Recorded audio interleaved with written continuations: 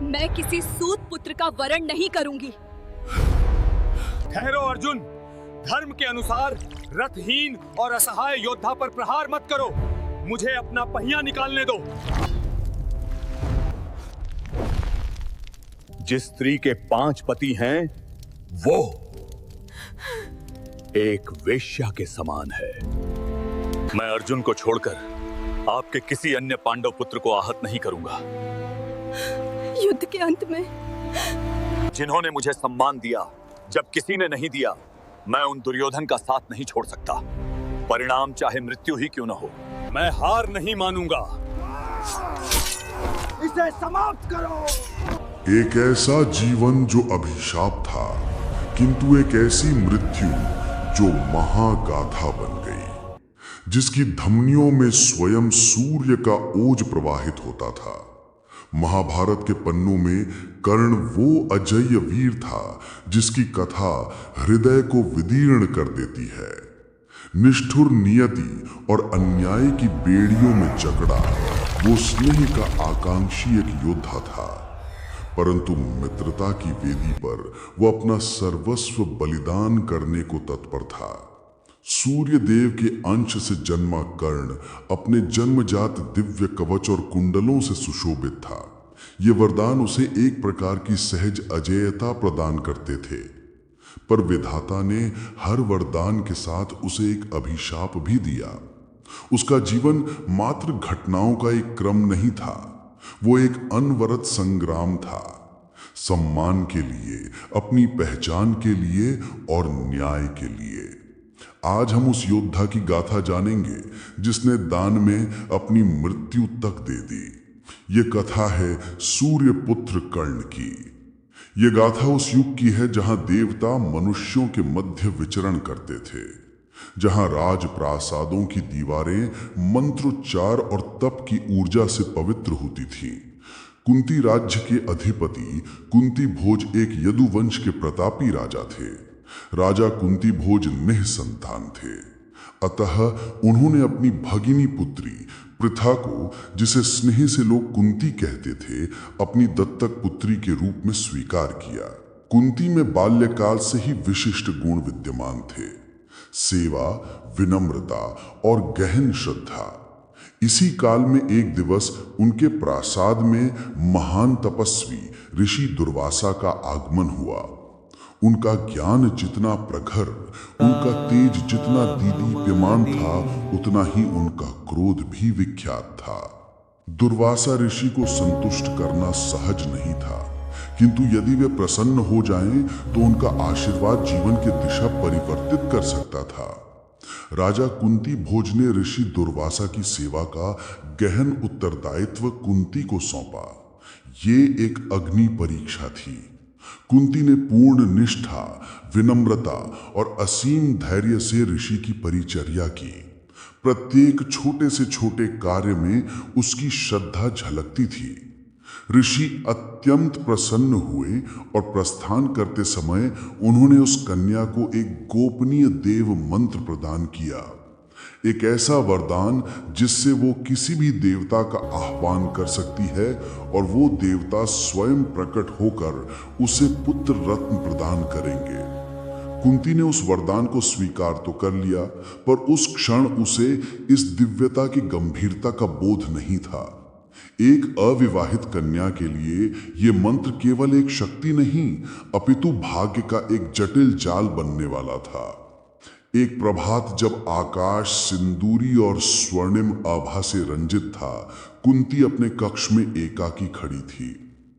कौतूहलवश उस मंत्र के रहस्य को परखने की एक बाल सुलभ इच्छा जागृत हुई। क्या ये मंत्र सचमुच देवताओं को बुला सकता है? ये ना तो कोई कामना थी, ना कोई लालसा, केवल एक निर्मल जिज्ञासा। कुंती ने सूर्यदेव की ओर निहारा और उस मंत्र का उच्चारण कर दिया। पल भर में समस्त वातावरण में दिव्य कंपन हुआ। सूर्यदेव स्वयं प्रकट हो गए। उनका स्वरूप असहनीय तेज से दमक रहा था। संपूर्ण कक्ष दिव्य प्रकाश से भर गया। कुंती भयभीत थी, चकित थी, पर यह चमत्कारी घटना अभी पूर्ण नहीं हुई थी। सूर्यदेव बोले, जिस भी देवता का इस मंत्र से आह्वान होता है उसे आह्वानकर्ता को संतान देनी होती है। कुंती स्तब्ध रह गई। वो केवल मंत्र की परीक्षा ले रही थी, पर अब यह एक अटल दैविक विधान बन चुका था। कुछ ही क्षणों में कुंती ने एक शिशु को जन्म दिया। ये कोई साधारण बालक नहीं था। उसका शरीर एक अभेद स्वर्ण कवच से सुशोभित था और उसके कर्णों में दिव्य कुंडल दमक रहे थे। वो शांत था, तेजस्वी था, मानो स्वयं सूर्य का ही प्रतिबिंब हो। ये था सूर्य का पुत्र कर्ण। परंतु ये संसार इस सत्य को कैसे स्वीकार करता? कुंती अविवाहित थी। यद्यपि वो देव कृपा से आज भी कन्या ही थी, तथापि देवता से उत्पन्न ये संतान समाज के लिए अक्षम्य और अपवित्र समझी जाती थी। विवाह पूर्व संतान का जन्म समाज में उसके और उसके परिवार के लिए घोर अपमान और कलंक का हेतु बन सकता था।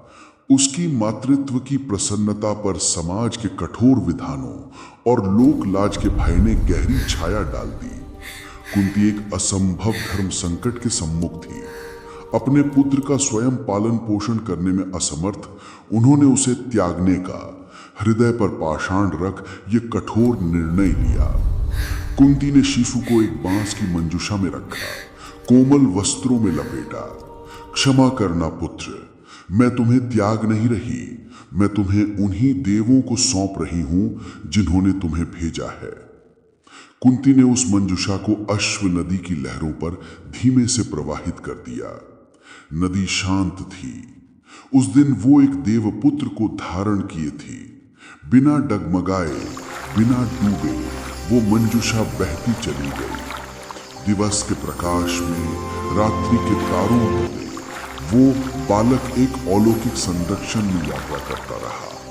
नदी मार्ग बदलती रही, अश्वी नदी से चर्मणवती और फिर गंगा की ओर। अंततः हस्तिनापुर के निकट बहते जल में वो मंजुषा एक सारथी अधिरथ की दृष्टि उस पर पड़ी। संभवतः वो जल भरने आए थे या प्रातःकालीन स्नान के लिए। उन्होंने मंजुषा को तट पर खींचा और उसमें एक शिशु को देखा, शांत, मुस्कुराता हुआ, स्वर्ण कवच और कुंडल से देदीप्यमान। नदी में बहती उस मंजुषा से जब अधिरथ ने उस शिशु को उठाया, मानो स्वयं सूर्य ने उसे अपनी गोद सौंप दी हो।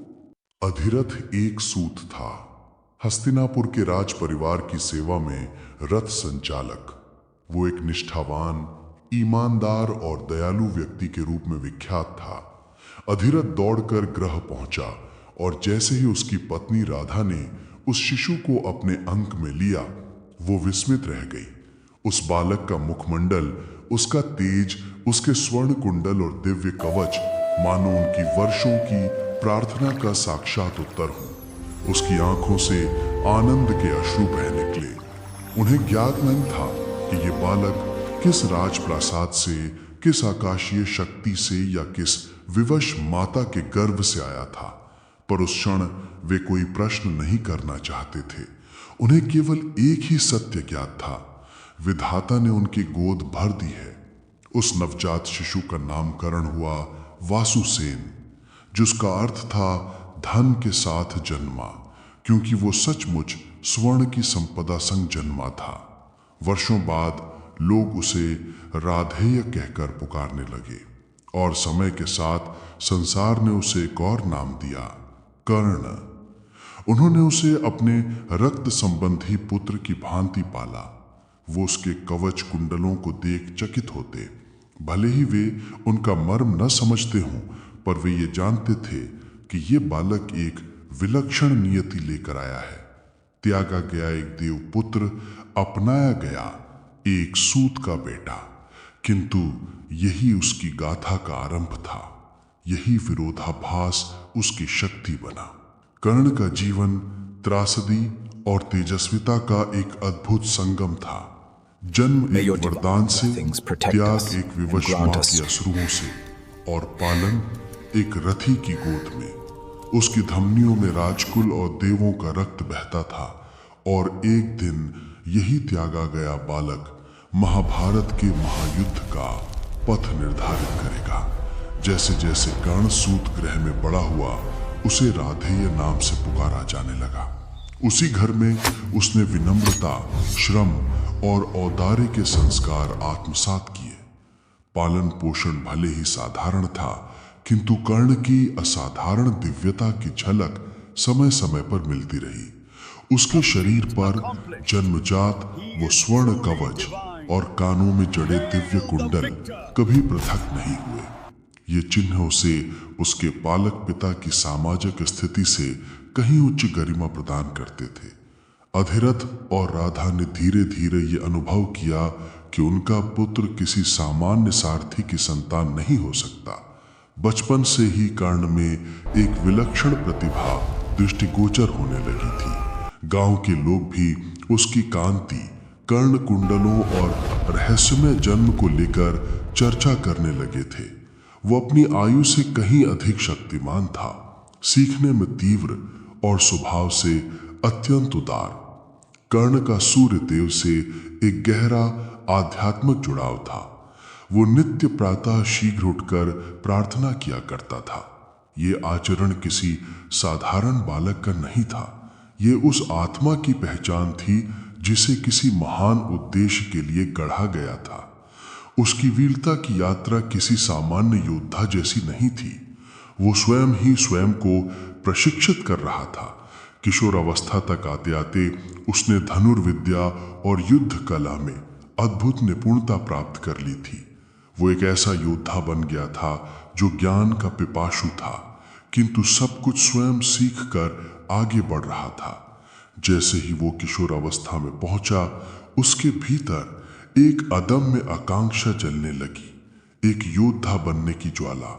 भीष्म और परशुराम जैसे महायोद्धाओं की गाथाएं उसके हृदय में स्वप्न बनकर बस गई थी।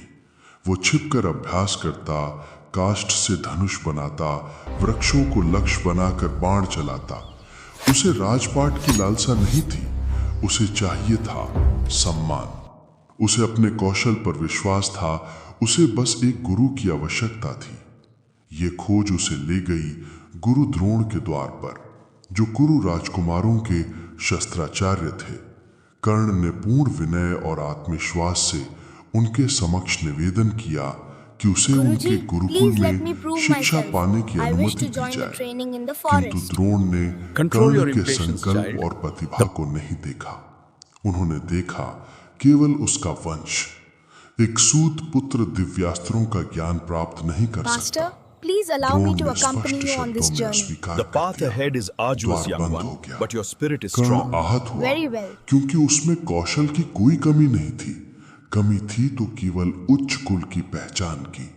ये उसके जीवन का प्रथम किंतु सबसे कटुआ घात था। एक ऐसा घाव जिसने उसका जीवन पथ ही बदल दिया। किंतु उस अस्वीकृति ने कर्ण का संकल्प नहीं तोड़ा, अपितु उसे और दृढ़ कर दिया। महानता अर्जित करने की प्रबल इच्छा के साथ कर्ण ने अब अपनी दृष्टि एक और महान गुरु पर केंद्रित की, परशुराम। एक ऐसे अजय ब्रह्म योद्धा जो दिव्यास्त्रों की ज्ञाता तो थी, किंतु क्षत्रियों के प्रति उनकी कटुता भी जगविदित थी। क्षत्रियों से अपने वैर के कारण परशुराम ने केवल ब्राह्मणों को ही शिक्षित करने का प्रण लिया था, परंतु कर्ण रुकने वालों में से नहीं था। उसने एक साहसिक निर्णय लिया। वो स्वयं को एक ब्राह्मण बताकर गुरु परशुराम का शिष्य बनेगा। गुरु परशुराम के एकांत आश्रम में पहुंचकर कर्ण ने विनम्रता पूर्वक शरण मांगी। परशुराम उसकी निष्ठा और विनय से प्रभावित हुए और उसने अपना शिष्य स्वीकार कर लिया। यहीं से आरंभ हुई उस शिक्षा की यात्रा जिसके लिए कर्ण वर्षों से लालायित था। दिन प्रतिदिन कर्ण ने गहन साधना से परशुराम के समूचे ज्ञान को आत्मसात कर लिया। वो साहसी, अनुशासित और अपूर्व मेधा का धनी था। दिव्यास्त्रों की विद्या उसके भीतर सहज ही समा रही थी। परशुराम भी चकित थे। उन्होंने माना कि ये बालक न केवल योग्य है बल्कि एक सच्चे योद्धा की भांति धर्म और मर्यादा में भी विश्वास रखता है। गुरु परशुराम के आश्रम में व्यतीत किए वे दिन कर्ण के जीवन के सबसे निर्णायक क्षण थे। वहां उसने न केवल युद्ध तकनीकें सीखी बल्कि दिव्यास्त्रों की वो गूढ़ विद्या भी प्राप्त की जो गिने चुने महायोद्धाओं को ही ज्ञात थी। कर्ण अब केवल एक कुशल धनुर्धर नहीं बल्कि शस्त्रों और मंत्रों का वो महान ज्ञाता बन चुका था जो केवल ऋषियों और देवों को प्राप्त था। परशुराम ने उसे ब्रह्मास्त्र तक की दीक्षा दी, एक ऐसा अस्त्र जिसका ज्ञान बहुत विरले लोगों को ही था। कर्ण अपनी पहचान छिपाए रहा, ये सोचकर कि उसका उद्देश्य इतना उच्च है कि उसका ये छल क्षम्य है। कुछ ही मास में कर्ण परशुराम के सबसे प्रिय शिष्यों में गिना जाने लगा। और फिर एक अपराह्न, धूप प्रखर थी, प्रशिक्षण समाप्त हुआ था। परशुराम ने विश्राम के लिए कर्ण से कहा, मेरे लिए मृगचर्म लाओ, मैं विश्राम करूंगा। कर्ण ने मृगचर्म के स्थान पर अपनी जंघा को ही गुरु का तकिया बना दिया। गुरु शांति से सो गए। तभी एक विषैला कीट कहीं से आकर कर्ण की जंघा में धंस गया और उसे काटने लगा। वेदना असह्य थी, रक्त की धार बहने लगी, किंतु कर्ण अडिग शांत बैठा रहा।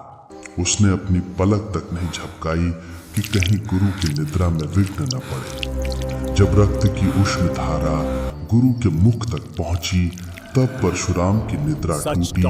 उन्होंने देखा कर्ण की जंघा से रक्त बह रहा है। परशुराम बोले, ये रक्त कैसा? कर्ण ने शांति से उत्तर दिया, गुरुदेव, एक कीट ने काटा है। परशुराम का मुख गंभीर हो गया। कोई ब्राह्मण इतनी पीड़ा मौन रहकर कैसे सह सकता है? इतनी सहनशीलता एक ब्राह्मण में नहीं, केवल एक क्षत्रिय में ही हो सकती है। और तभी वो रहस्य खुल गया। कर्ण ने अपने गुरु के चरणों में गिरकर सत्य स्वीकार कर लिया।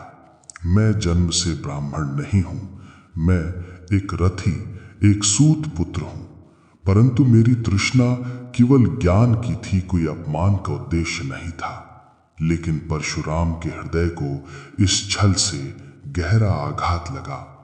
उन्होंने कांपते स्वर में कहा, जिस ज्ञान को तूने छल से अर्जित किया है वही ज्ञान तुझे धोखा देगा।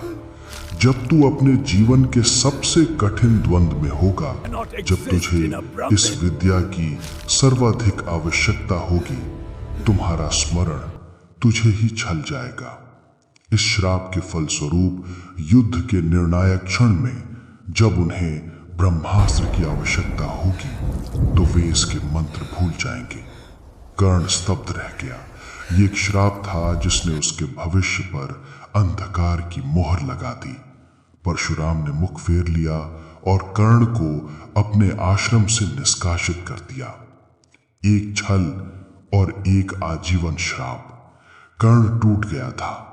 एकाकीपन में भटकते हुए वो वनों में निकल गया और तभी नियति का दूसरा आघात हुआ। झाड़ियों में कुछ हलचल हुई। कर्ण को किसी वन्य पशु का भ्रम हुआ। उसने तीर उठाया, प्रत्यंचा खींची और शब्द भेदी बाण चला दिया। एक चीत्कार गूंजी। वो कोई पशु नहीं, एक ब्राह्मण की निरपराध धेनु थी जिसका उसने अनजाने में वध कर दिया था। कर्ण तत्काल दौड़ा, क्षमा याचना की, हाथ जोड़े, लेकिन ब्राह्मण ने कहा, जिस प्रकार तूने मेरी असहाय गाय को उस क्षण मारा जब वो असावधान थी, ठीक वैसे ही एक दिन तेरी भी मृत्यु होगी जब तू अपने रथ के पहिए से विवश, असहाय और भूमि पर खड़ा होगा। दूसरा श्राप। कुछ ही दिनों में दो श्राप, एक महान आत्मा भी शायद विखंडित हो जाती, लेकिन कर्ण नहीं टूटा। कुछ पलकों से लगा जैसे वो विधाता का उपहास पात्र बन गया हो, हर पीड़ा उसी के लिए नियत हो। लेकिन कर्ण ने हार नहीं मानी। वो लौट आया अपने माता पिता के पास, वृद्ध राधा और अधिरथ के पास। उसने परशुराम से मिली विद्या का वर्णन किया, किंतु उसके बदले मिले श्रापों को चुपचाप अपने हृदय में छिपा लिया। दिन बीते, कर्ण चुपचाप अपने घावों को मौन रहकर सहता रहा। वो कभी कभी अपने शरीर पर जड़े स्वर्ण कवच को स्पर्श करता, मानो उससे शक्ति संचित कर रहा हो। ये सूर्य देव का आशीर्वाद था। और तभी उसे एक सूचना मिली। हस्तिनापुर में गुरु द्रोण एक महाशस्त्र प्रदर्शन प्रतियोगिता का आयोजन कर रहे थे। सभी राजकुमार और योद्धा उसमें भाग लेंगे, विशेषकर अर्जुन, जो तब तक अत्यंत प्रसिद्ध हो चुके थे। कर्ण के नेत्रों में पुनः एक संकल्प की ज्वाला धधक उठी। अब समय आ गया था अपनी योग्यता को संसार के समक्ष सिद्ध करने का। कर्ण के सम्मुख अभी अवसर था कि वो हस्तिनापुर के श्रेष्ठ राजकुमारों के समक्ष खड़ा हो, विशेष रूप से अर्जुन की, जो गुरु द्रोण का प्रिय शिष्य था और जिसकी वीरता की चर्चा समग्र आर्यावर्त में फैल चुकी थी। कर्ण सज्ज था।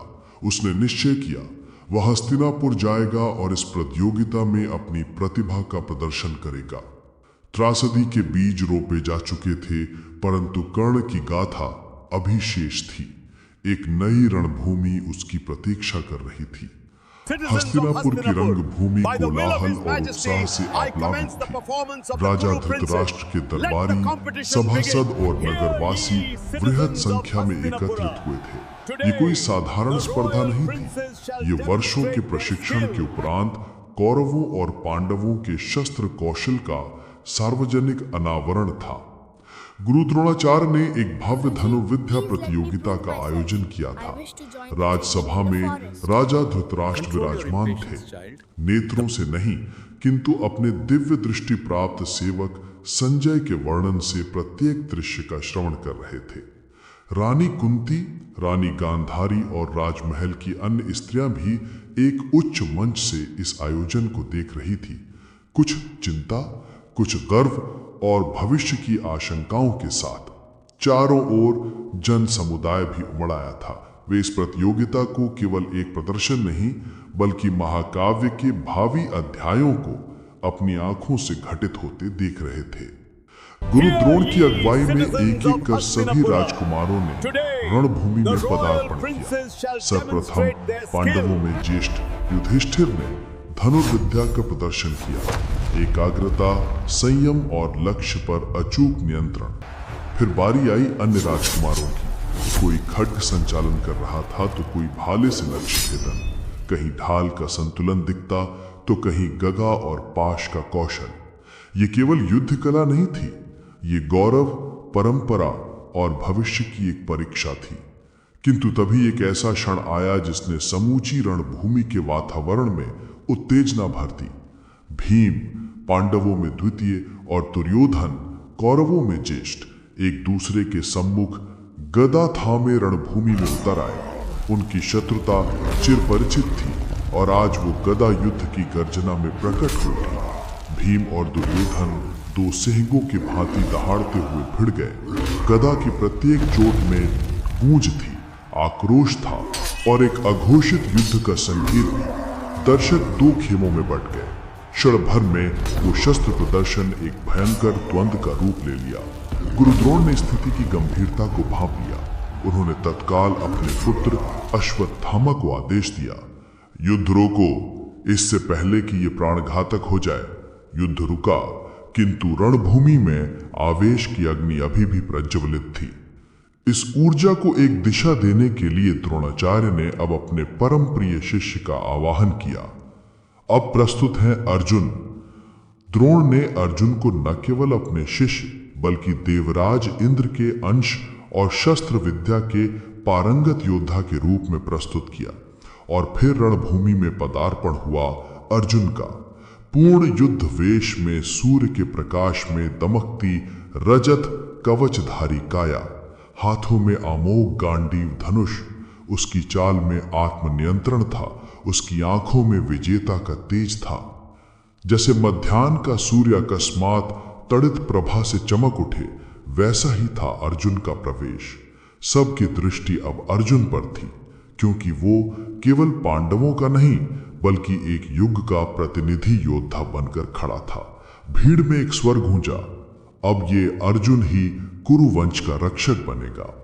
मंच पर बैठे जन समुदाय की दृष्टि अर्जुन पर टिकी थी। उसने रणभूमि में प्रवेश किया, स्थिर, एकाग्र और आत्मविश्वास से परिपूर्ण। फिर आरंभ हुआ वो कौशल प्रदर्शन जिसने ये सिद्ध कर दिया कि वो गुरु द्रोणाचार्य का सर्वश्रेष्ठ शिष्य क्यों था। उसका पहला प्रहार ही अद्भुत था। चलती हुई वस्तुओं का भेदन, दूरस्थ लक्ष्यों पर सटीक संधान, प्रत्येक बाण जैसे किसी मंत्र शक्ति से संचालित हो रहा हो। फिर उसने एक एक कर सभी दिव्यास्त्रों का प्रदर्शन किया। वो अग्नि का आवाहन कर रहा था, फिर उसे जल से शांत कर रहा था। जलधारा की भांति बाणों की वर्षा हो रही थी। वायु गति पर नियंत्रण, वज्र, शूल, आकाशीय शस्त्र, जो कुछ गुरु द्रोण ने उसे सिखाया था, अर्जुन ने उसे नेत्रों के समक्ष जीवंत कर दिया। भीड़ स्तब्ध थी। ये केवल एक धनुर्धर का कौशल नहीं, ये किसी दिव्य योद्धा की जीवंत साधना का प्रत्यक्ष दर्शन था। जैसे ही अर्जुन का प्रदर्शन समाप्त हुआ, रणभूमि करतलधानी और जयकारों से गूंज उठी। द्रोण का गौरव, इंद्र का पुत्र और कौरवों पांडवों के मध्य निर्विवाद श्रेष्ठता की एक घोषणा थी। किंतु उस दिन की गाथा अभी शेष थी। भीड़ का कोलाहल अभी शांत हो ही रहा था कि तभी रणभूमि के प्रवेश द्वार पर एक तेजस्वी आकृति प्रकट हुई। सभी ने उस ओर दृष्टि फेरी। सूर्य की रश्मियों में खड़ा था एक योद्धा। उसका शरीर तप्त गौण से ढका हुआ प्रतीत हो रहा था और उसके कानों में लटकते कुंडल उसकी आभा को दिव्य बना रहे थे। उसका मुखमंडल सूर्य समान दमक रहा था। उसकी चाल में आत्मविश्वास था, किंतु साथ ही विनम्रता भी। गुरु द्रोण और कौरव पांडव भी चकित थे। कौन था ये तेजस्वी युवक? तभी सभा में बैठा दुर्योधन अचानक उठ खड़ा हुआ। उसके मुख पर प्रसन्नता की एक लहर दौड़ गई। संभवतः उसे अपने जीवन का वो सहचर मिल गया था। और मंच पर एक और मुखमंडल था जो किंचित कांप गया था। रानी कुंती। उनका हृदय एक अज्ञात आशंका से कांप उठा। क्या ये वही है? युवक आगे बढ़ा, शांत, स्थिर। पहले उसने गुरु कृपाचार्य और गुरु द्रोण के समक्ष जाकर उन्हें प्रणाम किया, जैसा एक योग्य शिष्य करता है। फिर उसने अर्जुन की ओर देखा और समूची रणभूमि के समक्ष अपनी ओजस्वी वाणी में स्पष्ट चुनौती दी। पार्थ, जो कुछ तुमने कर दिखाया है उससे श्रेष्ठ मैं कर दिखाऊंगा। सभा में सनसनी फैल गई। एक अनजान योद्धा और इतनी साहसी चुनौती। अर्जुन भी पीछे नहीं हटा। उसकी दृष्टि में जिज्ञासा थी, परंतु आत्मसम्मान भी। उसने उत्तर दिया, जो भी अस्त्र तुम्हें तुम्हारे आचार्य ने सिखाए हों, उन्हें प्रदर्शित करो। मैं उनका प्रत्युत्तर दूंगा और ये प्रमाणित करूंगा कि मैं तुमसे श्रेष्ठ हूं। अब सभा का वातावरण परिवर्तित हो चुका था। अर्जुन भी अब मौन नहीं था। उसकी आंखों में अब स्पर्धा की ज्वाला थी। कर्ण की चुनौती अब केवल शब्दों तक सीमित नहीं थी। अब ये एक महासमर का पूर्व संकेत था। कर्ण और अर्जुन दोनों आमने सामने खड़े हो गए थे। वातावरण में अब खड्ग की नहीं, बाणों की टंकार होनी थी। परंतु तभी एक अनुभवी स्वर गूंजा। गुरु कृपाचार्य, राज परिवार के वरिष्ठ आचार्य, कुल गुरु और नीति ज्ञाता आगे बढ़े। उन्होंने अपने अनुभव और शास्त्र ज्ञान के बल पर इस द्वंद्व को रोकने का निर्णय लिया। उन्होंने कहा, ये अर्जुन पांडु पुत्र कुरुवंश का राजकुमार है। नियमतः यदि कोई उससे द्वंद्व करे तो उसका भी समकक्ष राजकुल और वंश का होना चाहिए। हे वीर, ये बताओ तुम्हारा कुल क्या है? तुम किस वंश से आते हो? कर्ण शांत खड़ा रहा। उसने बोलने के लिए मुख खोला, परंतु शब्द बाहर नहीं आ सके। भीड़ में प्रत्येक व्यक्ति ने इस मौन का अर्थ समझ लिया। कर्ण को कभी राजकुमार के रूप में प्रस्तुत नहीं किया गया था। उसके वस्त्र भव्य थे, परंतु उन पर कोई राज चिन्ह नहीं था। अब तक उसका नाम, उसका कुल सब अज्ञात थे। गुरु कृपाचार्य की इस चुनौती के सम्मुख कर्ण के नेत्रों का तेज धूमिल पड़ गया। उसने अपनी दृष्टि झुका ली। कमल की भांति लज्जा से झुक गया कर्ण का मस्तक, ऐसा वर्णन किया गया है। अब सत्य स्पष्ट था, कर्ण के पास कोई राजवंश नहीं था। वह तो बड़ा हुआ था अधिरथ के घर में, एक सारथी, एक सूत, वह जाति जो राजाओं के रथ तो हाँक सकती थी परंतु उनके समकक्ष खड़ी नहीं हो सकती थी। यदि कर्ण यहाँ अपने जन्म का सत्य बताता तो उसका यह युद्ध आरंभ होने से पूर्व ही समाप्त हो जाता, क्योंकि शास्त्रों और नीतियों के अनुसार एक क्षत्रिय ही क्षत्रिय से द्वंद्व कर सकता था। कर्ण मौन था, उसकी चुप्पी उसके मुखर शब्दों से भी अधिक बोल रही थी। भीड़ अब सशंकित थी, क्या यह स्वर्ण वर्ण वाला धनुर्धर जिसने अर्जुन को चुनौती दी थी वास्तव में किसी निम्न वंश का था? गुरु द्रोण भी निश्चल खड़े थे, शस्त्र विधान से बंधे हुए। यदि कर्ण राजवंशी नहीं निकला तो यह युद्ध नियमों के विरुद्ध होगा। एक और स्वर्णिम अवसर कर्ण के भाग्य की भित्ति से टकराकर चूर चूर हो गया। कर्ण की यह चुप्पी अब अपमान में परिवर्तित होने ही वाली थी कि तभी मंच के एक छोर से एक गर्जना सुनाई दी।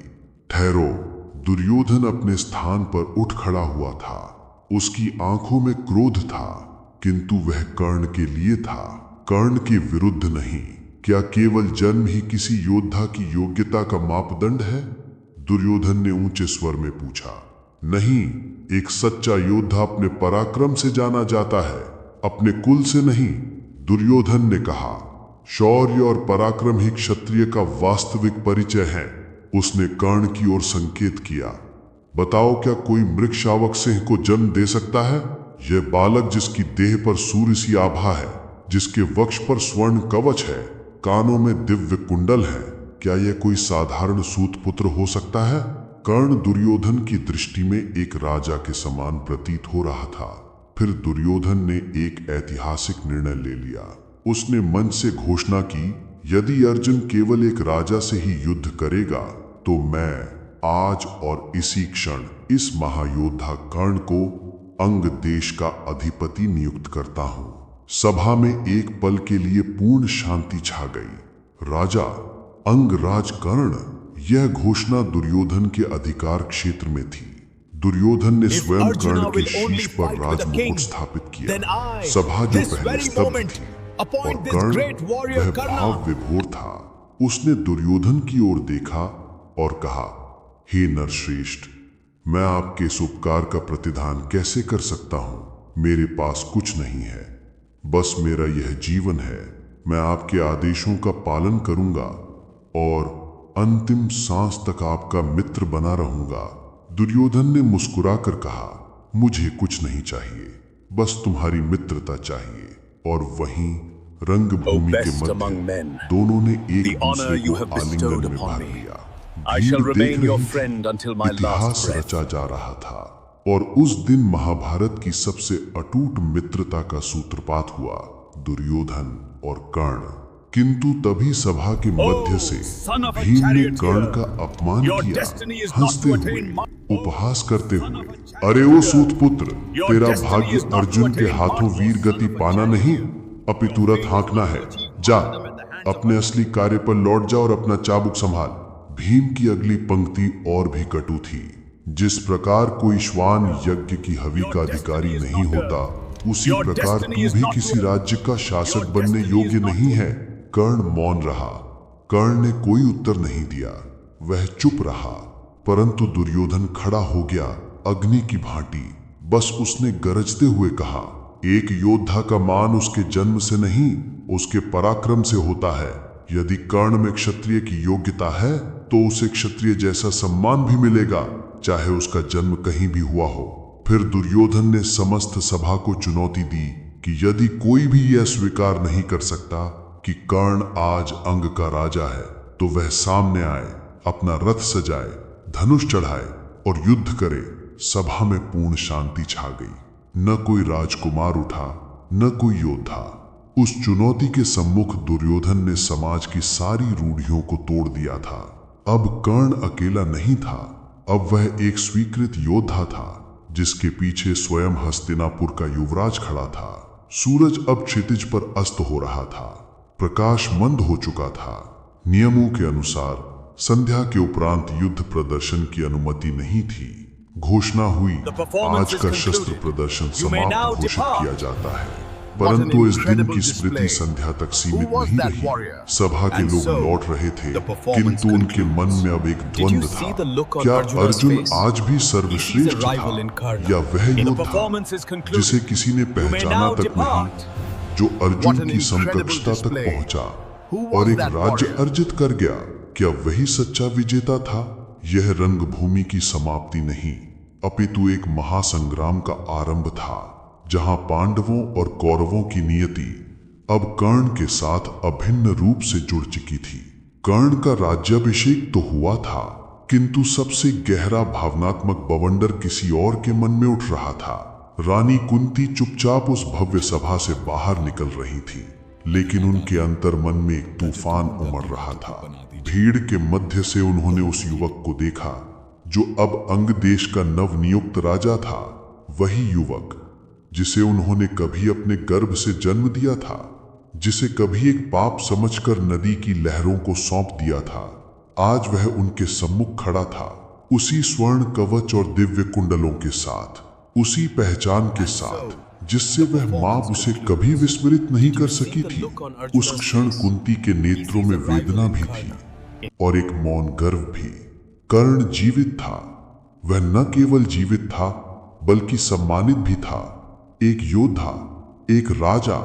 उसका कद और यश अब समग्र आर्यव्रत में फैलने वाला था, किंतु इसी गर्व के तले एक गहन भय भी छिपा हुआ था। एक ऐसा भय जो उनकी आत्मा को झकझोर रहा था, क्योंकि अब वह जान चुकी थी अर्जुन और कर्ण दोनों ही उनके पुत्र हैं। दो योद्धा जो आज ही एक दूसरे के रक्त के प्यासे हो गए थे। और यदि यह पहचान आज उजागर हो जाती तो क्या होता? दुर्योधन के माध्यम से वह अंग का राजा बना और औपचारिक रूप से कुरुवंश राज्य परिवार में शामिल हो गया। उसी दिन से कर्ण ने अपने जीवन की सबसे बड़ी प्रतिज्ञा ली, दुर्योधन के प्रति अटूट निष्ठा। उस एकमात्र व्यक्ति के लिए जिसने तब उसका हाथ थामा था जब संपूर्ण संसार ने उसे ठुकरा दिया था। दुर्योधन ने कर्ण में न केवल एक मित्र देखा बल्कि एक ऐसा महायोद्धा भी पाया जो पांडवों के पराक्रम और अर्जुन की श्रेष्ठता को चुनौती दे सकता था। राजनीतिक रूप से यह एक चतुराई और बहुत बड़ा कदम था। अब हस्तिनापुर की शक्ति संतुलन की धुरी झुकने लगी थी। कर्ण भी अब केवल एक योद्धा नहीं रहा था, वह कुशल रणनीतिकार भी बन गया था। एक ऐसा योद्धा जो कुरुवंश की जटिल राजनीति में दुर्योधन का सलाहकार और सबसे प्रगाढ़ विश्वास पात्र था। कर्ण का भाग्य अब केवल उसकी खड्ग की धार से नहीं बल्कि उसकी निष्ठा से भी निर्धारित होना था। समय व्यतीत होता गया, पर अपमान की वो स्मृतियां धूमिल नहीं हुई। हर बार जब उसे सूतपुत्र कहकर संबोधित किया गया, हर बार जब अर्जुन को श्रेष्ठता बताई गई, उसके भीतर की अग्नि और प्रज्वलित होती रही। वह दुर्योधन के साथ हर योजना में, हर छल में, हर प्रतिशोध में सम्मिलित रहा, लाक्षागृह से लेकर सभा की शर्तों तक। और इस प्रकार अर्जुन और कर्ण की प्रतिद्वंदता अब केवल व्यक्तिगत नहीं रही थी, वह एक युग की कहानी बन गई थी। कुरुवंश की राजनीति में दो स्पष्ट धाराएं बन चुकी थीं, एक धर्म के नाम पर और एक स्वाभिमान के लिए उठी तलवार के नाम पर। अब कर्ण का नाम केवल एक योद्धा का नहीं रहा था, वह अब एक राजा था। उसका नाम अब केवल वीरता से नहीं, राजसत्ता से भी जुड़ गया था। किंतु भाग्य को अभी और परीक्षाएं लेनी थीं, क्योंकि उसकी अगली परीक्षा युद्ध भूमि पर नहीं बल्कि एक राजसभा में होने वाली थी। पांचाल की सभा में, जहां एक स्त्री का एक वाक्य उसकी आत्मा को पुनः छलनी करने वाला था। राजा द्रुपद ने अपनी पुत्री द्रौपदी के लिए एक भव्य स्वयंवर का आयोजन किया था। भारतवर्ष के कोने कोने से वीर राजकुमार और महारथी वहां उपस्थित थे, क्योंकि जो भी इस चुनौती को पूर्ण करता वही द्रौपदी का वर्ण करता। चुनौती सरल थी किंतु लगभग असाध्य। एक अति विशाल धनुष पर प्रत्यंचा चढ़ाना, फिर ऊपर तीव्र गति से घूमते मत्स्य के नेत्र को नीचे जलकुंड में दिख रहे उसके प्रतिबिंब को देखकर तीर से भेदना ये सामान्य योद्धाओं का वश का कार्य नहीं था। एक एक करके कई वीर आए, कई राजाओं ने प्रयत्न किया पर निष्फल रहे। तभी वहां एक दिव्य आभा से चमकता हुआ योद्धा आगे बढ़ा, कर्ण ने बिना किसी संकोच के धनुष को उठाया और केवल एक ही प्रयास में उस पर प्रत्यंचा भी चढ़ा दी। सभा चकित थी, वह बाण संधान करने ही वाला था। सफलता उससे बस एक पल की दूरी पर थी। तभी एक स्वर गूंजा, I will स्पष्ट, not choose a दृढ़ सूतपुत्र। और चुभता हुआ, मैं किसी सूत पुत्र का मैं वरण किसी नहीं सूत करूंगी। पुत्र का वरण नहीं करूंगी। ये स्वर स्वयं द्रौपदी का था। उसने कर्ण की ओर देखकर भरे दरबार के समक्ष ये वाक्य कहा। सभा सन्न रह गई, शब्द जैसे वायु में ही ठहर गए। कर्ण का हाथ थम गया। धनुष अब भी उसके हाथ में था, परंतु उसका आत्मसम्मान आहत हो चुका था। कर्ण ने कुछ न कहा, न कोई विरोध किया, न रोष प्रकट किया। उसने केवल धनुष को नीचे रखा और सभा से बाहर चला गया, शांत, गरिमामय, पर भीतर से आहत। उस अपमान ने कर्ण के हृदय में एक ऐसा घाव छोड़ दिया जो जीवन पर्यंत नहीं भर सका। ये क्षण कर्ण के भीतर एक ऐसी चिंगारी छोड़ गया था जो वर्षों बाद कौरव दरबार की सबसे अंधकारमय घटना के रूप में प्रज्वलित होगी। उस दिन बोए गए कटुता के बीज एक दिन घने विष वृक्ष बनकर फूटेंगे। कुछ ही क्षणों बाद एक ब्राह्मण वेशधारी युवक आगे बढ़ा, धनुष उठाया और लक्ष्य भेद दिया। वह अर्जुन था। द्रौपदी को अब उसका पति मिल चुका था, पर उस स्वयंवर ने केवल एक विवाह नहीं जोड़ा, बल्कि एक अमिट शत्रुता की नींव भी रख दी थी। समय बीता, राज्य बने, राज्य गिरे, परंतु कर्ण की निष्ठा दुर्योधन के प्रति अटूट रही। और जब पांडवों के विनाश के लिए एक षड्यंत्र रचा गया, एक छलपूर्ण द्यूत क्रीड़ा का आयोजन हुआ, तो कर्ण चुपचाप पर पूर्ण रूप से दुर्योधन के पक्ष में खड़ा था। ये वह क्षण था जब निष्ठा और धर्म के बीच की रेखा धूमिल हो चुकी थी। जब पांडव और कौरव वयस्क हो चुके थे, हस्तिनापुर की वायु में तनाव घुल चुका था। सभी जानते थे कि टकराव अवश्यंभावी है, पर युद्ध से पहले परीक्षा दरबार में होगी। वह दिन आया जब धृतराष्ट्र ने एक द्यूत क्रीड़ा का आयोजन किया। पांडवों को आमंत्रित किया गया और उनके साथ भाग्य ने छल किया। युधिष्ठिर हारते गए। राज्य, धन, भ्राता, स्वाभिमान और अंततः उन्होंने द्रौपदी को दांव पर लगा दिया। सभा सन्न रह गई। एक महारानी, एक स्त्री, पांचों पांडवों की पत्नी अब एक दाव की वस्तु बनकर दरबार में बलपूर्वक घसीट कर लाई गई। कर्ण अपने मित्र दुर्योधन के साथ राज सिंहासन के निकट बैठा था। उसकी निष्ठा अडिग थी, पर आज उसकी निष्ठा की एक भयानक परीक्षा होनी थी। विकर्ण, दुर्योधन का छोटा भाई, द्रौपदी के पक्ष में खड़ा हुआ। उसने पूछा, क्या किसी को अधिकार है किसी और को दाव पर लगाने का जब वह स्वयं को ही हार चुका हो? सभा में एक क्षण के लिए नैतिकता जागी, परंतु कर्ण ने तत्काल विकर्ण को फटकार दिया। वह गरज पड़ा, द्रौपदी को जीतना दुर्योधन का अधिकार है।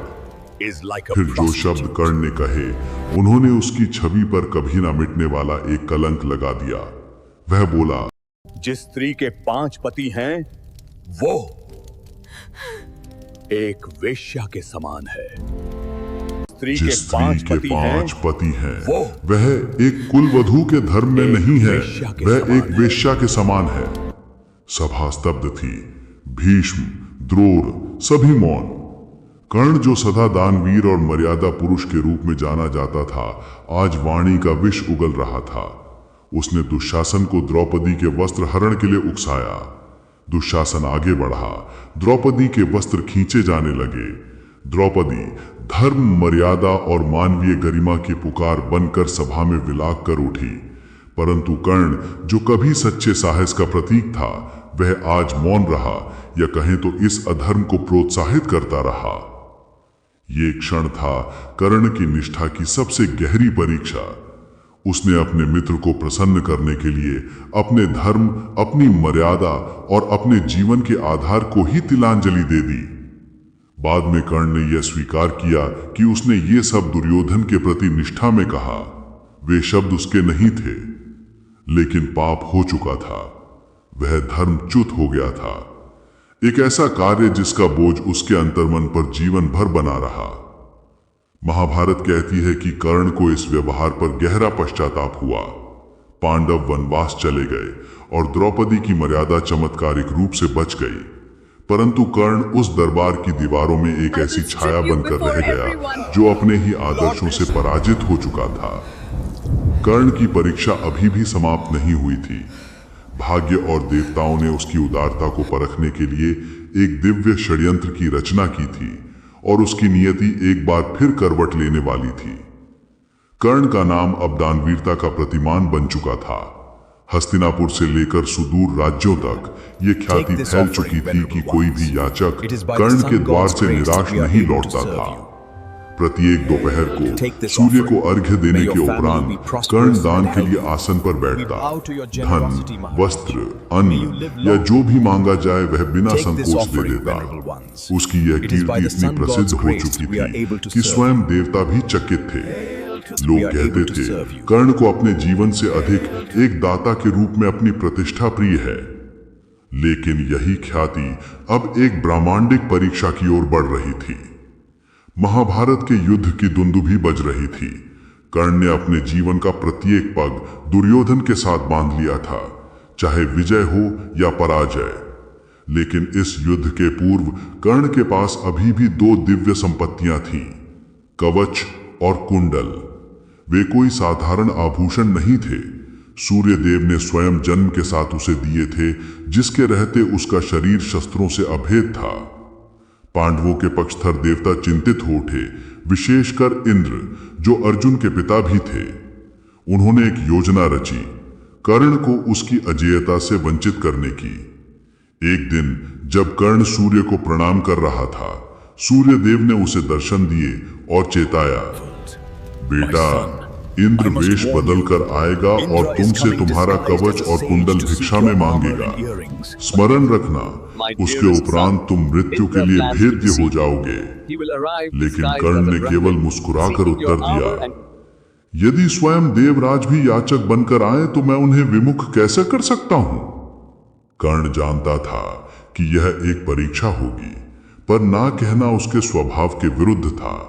अगले दिन दोपहर, जैसा कि भविष्यवाणी की गई थी, एक वृद्ध ब्राह्मण उसकी सभा में आया। झुकी हुई पीठ, कांपते हाथ, एक झोली लिए। उसने कहा कि हे वीर, एक महादान की अभिलाषा लेकर आया। कर्ण ने पहचान लिया कि ये कोई सामान्य याचक नहीं, ये स्वयं इंद्र हैं, किंतु फिर भी उसने ना नहीं कहा। ब्राह्मण ने उसके कवच और कुंडल की ओर संकेत किया। पूरी सभा सन्न रह गई। ये तो साक्षात जीवन दान मांगा जा रहा था, लेकिन बिना एक पल की झिझक के कर्ण ने अपने शरीर से कवच को चीरकर पृथक किया, अपने कानों से कुंडल उतारे और रक्त रंजित उन दिव्य उपहारों को उस याचक को सौंप दिया। इंद्र विस्मित थे। वो अपने वास्तविक रूप में प्रकट हुए और बोले, कर्ण, तुमने अपनी मृत्यु तक मुझे दान में दे दी, पर इसके बदले में तुम्हें एक अस्त्र देता हूं, अमोघ वासवी शक्ति। ये जिस पर भी लगेगी उसका नाश निश्चित है।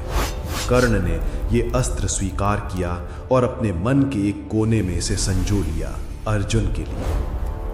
अब बिना कवच और कुंडल के कर्ण एक सामान्य मनुष्य की भांति आहत हो सकता था। उसका त्याग अब उसकी सबसे बड़ी दुर्बलता भी बन चुका था। कवच नहीं था, किंतु आत्मबल शेष था। कुंडल नहीं थे, पर कर्ण था। जैसे ही कुरुक्षेत्र की धरती पर सेनाएं एकत्र हो रही थीं, कर्ण के जीवन का एक और गोपनीय रहस्य उसके सम्मुख आया। युद्ध की पूर्व संध्या पर स्वयं श्री कृष्ण कर्ण के पास आए। एक ऐसा सत्य लेकर जो कर्ण की आत्मा को झंकृत कर देने वाला था। श्री कृष्ण ने उसे एकांत में बताया कि वो कुंती का ज्येष्ठ पुत्र है, पांडवों में सबसे बड़ा। ये जानकर कर्ण अवाक रह गया, किंतु शांत रहा। उसने श्री कृष्ण की बातों को गंभीरता से सुना, मगर जब श्री कृष्ण ने उसे दुर्योधन का पक्ष त्यागने का आग्रह किया तो कर्ण ने दृढ़ता से अस्वीकार कर दिया। उसका उत्तर स्पष्ट था, अब मेरा जीवन, मेरी मृत्यु, मेरी सारी नियति दुर्योधन से अभिन्न हो चुकी है। कुछ समय पश्चात गुप्त रूप से कुंती स्वयं गंगा तट पर कर्ण से मिलने पहुंची। वो क्षण अत्यंत भावुक था। माता और पुत्र के मध्य वर्षों बाद ये पहला संवाद था। कुंती ने कर्ण को अपने प्रथम पुत्र के रूप में स्वीकार किया और उसे अपने भाइयों के पक्ष में लौटने की गुहार लगाई। कर्ण ने भीतर से टूटा होने के बावजूद एक बार फिर अपनी महानता का परिचय दिया। उसने कुंती को वचन दिया, मैं अर्जुन को छोड़कर आपके किसी अन्य पांडव पुत्र को आहत नहीं करूंगा। वो जानता था कि अर्जुन से उसका युद्ध अटल है, किंतु ये वचन दिया कि चाहे जो भी परिणाम हो, कुंती के 5 पुत्रों की संख्या बनी रहेगी। और फिर महासमर का आरंभ हुआ। कुरुक्षेत्र में प्रत्येक महान योद्धा उतरा। प्रथम 10 दिन तक कर्ण ने युद्ध में भाग नहीं लिया। भीष्म पितामह सेनापति थे और उन्होंने कर्ण की उत्पत्ति और उसके क्षत्रिय धर्म पर प्रश्न उठाए थे, इसलिए कर्ण युद्ध से विरत रहा। किंतु 10वें दिन जब भीष्म पितामह बाणों की शैया पर लेट गए, मैदान अब कर्ण के लिए मुक्त था। भीष्म की अंतिम अवस्था में कर्ण उनसे मिलने गया। भीष्म ने उसकी क्षमता को स्वीकार किया और अपने पूर्व के कठोर शब्दों के लिए खेद प्रकट किया। 11वें से 15वें दिन तक द्रोणाचार्य ने कमान संभाली, किंतु कर्ण ने अब पांडवों से सीधे मुकाबले आरंभ कर दिए थे। 14वें दिन कर्ण की भूमिका तब निर्णायक होती जब अर्जुन कौरव रक्षा पंक्ति को भेदने वाले थे। कर्ण ने मोर्चा संभाला, किंतु उसी दिन वो उस व्यूह रचना का भी अंग बना जिसमें अर्जुन पुत्र अभिमन्यु को युद्ध नियमों के विरुद्ध कई महारथियों ने घेर कर वध कर दिया। कुरुक्षेत्र का युद्ध अपने सबसे भयंकर मोड़ पर था। 14वें दिन की रात्रि में पांडवों ने एक ऐसा योद्धा उतारा जिसने कौरव सेना में त्राही त्राही मचा दी। घटोत्कच, भीम का आसुरी पुत्र। घटोत्कच की आसुरी मायावी शक्तियां चरम पर थीं। वो आकाश में ओधल होता, छलावे रचता और कौरव की पंक्तियों को चीर कर रख देता। कौरव सेना में हाहाकार मच गया। कोई उसका सामना नहीं कर पा रहा था। तभी सारी आशाएं लेकर दुर्योधन ने मुड़कर देखा कर्ण की तरफ। एक ही योद्धा था जो उन्हें बचा सकता था, लेकिन कर्ण के समक्ष एक विकट द्विधा थी। वो अमोघ वासवी शक्ति, ये उन गिने चुने अस्त्रों में से एक था जो अर्जुन का अंत कर सकते थे। इसका केवल एक ही बार प्रयोग किया जा सकता था। कर्ण के पास अन्य कोई विकल्प शेष नहीं था। उसने वासवी शक्ति का संधान किया। जैसे ही घटोत्कच आकाश से कौरवों पर प्रहार करने को आया, कर्ण ने शक्ति अस्त्र चलाया। वो अस्त्र सीधे जाकर घटोत्कच को लगा और एक विशाल विस्फोट के साथ वो राक्षस युद्ध भूमि में ढेर हो गया। उसकी गिरती हुई देह ने कौरव सेना की एक पूरी टुकड़ी को कुचल दिया।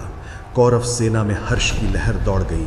कर्ण ने उन्हें बचा लिया था, लेकिन इस विजय का मूल्य बहुत भारी था। कर्ण जानता था अब उसके पास अर्जुन का वध करने का वो दिव्य अस्त्र नहीं रहा था। 15वें दिन गुरु द्रोण के वीर गति पाने के पश्चात दुर्योधन ने कर्ण को कौरव सेना का परम सेनापति नियुक्त किया। ये वही पल था जिसका कर्ण वर्षों से इंतजार कर रहा था। अब वो दुर्योधन की समूची सेना का सर्वोच्च योद्धा था। 16वें और 17वें दिन कर्ण ने प्रलयकारी युद्ध किया। उसने पांडवों के एक एक भाई से मुकाबला किया। युधिष्ठिर, भीम, नकुल, सहदेव सभी उसकी शरवृष्टि के समक्ष विवश हो गए थे, किंतु कर्ण ने किसी का वध नहीं किया। उसने अपनी मां कुंती को दिया वचन निभाया कि वह उनके प्राण नहीं युद्ध के लेगा। अंत में सिर्फ अर्जुन ही उसका वास्तविक लक्ष्य था। ये कर्ण की वीरता ही नहीं, उसके चरित्र की भी परीक्षा थी। पांडवों के लिए कर्ण एक भयावह शत्रु बन चुका था, जबकि कौरवों के लिए वह आशा का अंतिम प्रकाश पुंज था। उसके बाण अग्नि वर्षा करते, उसका रथ युद्ध भूमि पर तड़ित वेग से दौड़ता और हर योद्धा जो उसका सामना करता या तो मारा जाता या पीछे हट जाता। 17वें दिन की संध्या, सूर्य अस्त हो रहा था और युद्ध भूमि पर दो महान योद्धा आमने सामने खड़े थे। एक ओर अर्जुन, जिसके सारथी स्वयं श्री कृष्ण थे, और दूसरी ओर कर्ण, जिसका रथ शल्य हाँक रहे थे। ये वही क्षण था जिसका इंतजार वर्षों से था। एक चिर पुरानी शत्रुता अब अपने निर्णायक मोड़ पर आ पहुंची थी। दोनों धनुर्धर अपनी कला के शिखर पर थे। नभमंडल बाणों से आच्छादित हो गया। कर्ण ने परशुराम द्वारा प्राप्त विजय धनुष से प्रहार किया। अर्जुन ने गांडीव से उसका हर वार रोका। एक के बाद एक दिव्यास्त्र चलाए गए जो आकाश में ही टकराकर विलीन हो रहे थे। युद्ध भूमि थम गई थी। देवता भी इस द्वंद्व को देख रहे थे, किंतु नियति का अंतिम पासा फेंका जाना अभी शेष था। जैसे ही युद्ध अपनी पराकाष्ठा पर पहुंचा, कर्ण के पुराने श्रापों ने अपना प्रभाव दिखाना आरंभ कर दिया। अचानक उसके रथ का एक पहिया गीली मिट्टी में धंस गया। कर्ण ने अश्वों को संभालने का प्रयास किया। शल्य ने रथ को खींचा, पर पहिया हिला तक नहीं। ये वही क्षण था जिसकी भविष्यवाणी उस ब्राह्मण द्वारा की गई थी, जिसकी गाय कर्ण के बाण से अनजाने में मारी गई थी। कर्ण ने शीघ्रता से ब्रह्मास्त्र का आह्वान करना चाहा, ताकि अर्जुन पर अंतिम प्रहार कर सके, लेकिन उसे मंत्र का स्मरण ही नहीं आया। परशुराम का श्राप फलीभूत हो गया था। कर्ण अब लगभग शस्त्रहीन था। थकित शरीर तीरों से छलनी था। रथ कीचड़ में फंसा हुआ था, मानो युद्ध भूमि स्वयं उसका साथ छोड़ रही हो। वासवी शक्ति भी घटोत्कच पर व्यय हो चुकी थी। ऐसा प्रतीत हो रहा था मानो भाग्य उसका उपहास कर रहा हो। उसने युद्ध नीति का वास्ता देकर अर्जुन से प्रहार न करने का निवेदन किया। युद्ध के नियमों के अनुसार निहत्थे पर वार करना उचित नहीं था। अर्जुन संकोच में पड़ गया, किंतु श्री कृष्ण ने उसे स्मरण दिलाया कि ये युद्ध धर्म की पुनः स्थापना के लिए है, और कर्ण ने स्वयं अनेक बार अधर्म का पक्ष लिया था। कृष्ण के आदेश पर अर्जुन ने अपना निर्णायक बाण छोड़ दिया। बाण सीधा जाकर कर्ण के वक्षस्थल में धंसा, वहीं जहां पहले कभी दिव्य कवच था, जो अब नहीं था। वो घुटनों के बल गिरा और उसी पल सूर्यदेव भी अस्त हो गए, मानो वो भी अपने पुत्र का ये अंत न देख सके हों। कर्ण, वो योद्धा जिसने संपूर्ण जीवन न्याय के लिए, सम्मान के लिए और मित्रता के लिए संघर्ष किया था, अब कुरुक्षेत्र की धूल में समा गया था। 17वें दिन सूर्य अस्त हुआ और कर्ण का जीवन भी। एक ऐसा योद्धा जो अजेय था, किंतु नियति और श्रापों के षड्यंत्र से पराजित हो गया था। कर्ण का शीश भूमि पर गिरा और उसके साथ ही समाप्त हुआ महाभारत के सबसे त्रासद महानायक का अध्याय। कहते हैं, अंतिम श्वासों में कर्ण के मुख पर एक शांत मुस्कान थी, जैसे वर्षों का बोझ उतर गया हो। कर्ण की मृत्यु ने दुर्योधन की विजय की अंतिम आशा को भी बुझा दिया। युद्ध भूमि पर पांडव और कौरव दोनों ही पक्षों के योद्धा सिर झुकाए खड़े थे। पराजित होने की उपरांत भी कर्ण का अदम्य साहस उन्हें सम्मान देने पर विवश कर गया।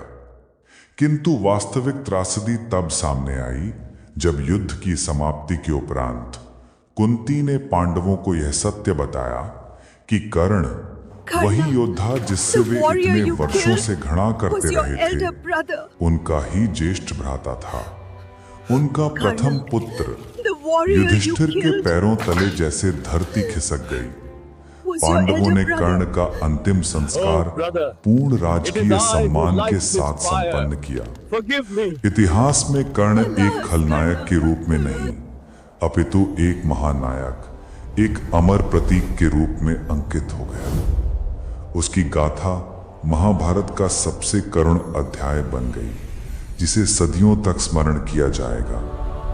हर बार जब किसी को यह प्रतीत होने लगे कि उसका जन्म या उसकी परिस्थितियां उसके भाग्य का निर्धारण करेंगी, कर्ण का नाम एक सच्चे किंतु नियति चक्र में फंसे नायक की भांति पुनः गूंजेगा। इस कथा का प्रभाव अपने तक सीमित ना रखें। एक सब्सक्राइब करें और हमारे धर्म की अद्भुत रोशनी से हर घर में उजाला हो, धार्मिक दिव्यता आए और धर्म के महत्व को हर कोई समझे। इस यज्ञ में सब्सक्राइब करके सहयोगी अवश्य बने। कर्ण की महानता और उसकी यह गाथा हर किसी को जाननी चाहिए, जिसने हमें कर्म का सही मतलब समझाया है। हमारी चैनल धर्म और कर्म को सब्सक्राइब करके इस गाथा को सब लोगों तक पहुंचाइए। सब्सक्राइब अवश्य करें, तभी हमारी यह गाथा हर इंसान तक पहुंचेगी और कर्ण की इस गाथा से कर्म का महत्व और नियति की परीक्षा की यह गाथा सबके जीवन में उपयोगी बने। इसलिए तुरंत सब्सक्राइब करें, लाइक और शेयर अवश्य करें।